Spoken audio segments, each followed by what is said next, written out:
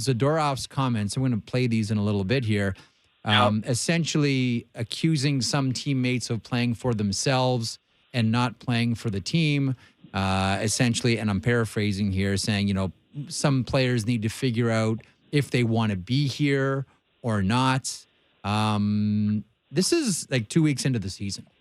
Yeah. This is like doesn't this sound like a January comment or a February comment, not an October comment? So there's a couple of things here. One, we're seeing eruptions early, whether it's talking with the Vancouver Canucks after the Philly game, Zadorov and Coleman as the losses pile up here. So there really is a sense of frustration and stress that's very much out there in the NHL. But how do you see Zadorov's comments? Because when you're going through a losing streak, there's, trying to make sure it's a contained fire. And then there's just throwing log after log after log on it. And I can't help but think that what Zadorov did, as honest as he might have been, and we shouldn't criticize people for being honest, that's another log on the Calgary Flames fire here. Well, like I said, that I've always said this, and you know me to always say this. We can't complain that hockey players are boring and then rip them when they decide, I'm going to speak my mind. We can't have it both ways. Yep. It's one or the other. So, the thing about, you mentioned it there. I think that it's a really intense start to the year. That I think the pressure is really on in a lot of places. Mm-hmm. Like Zadorov, he's blunt. What did he get praised for earlier this year? Is was I think the first Russian player to speak out against the invasion of Ukraine. Yeah.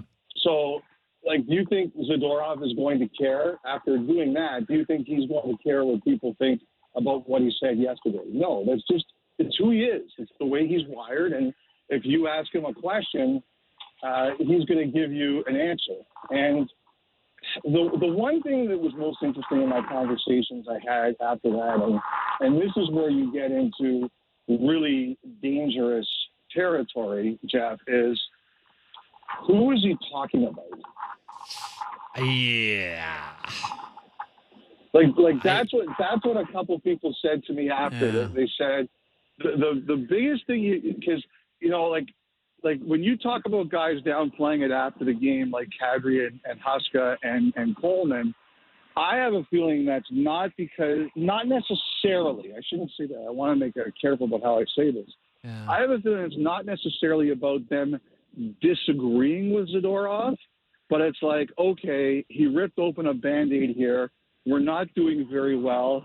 This is Canada. Like Trevor Zegras got benched in the third period last night, and it's not much of a ripple.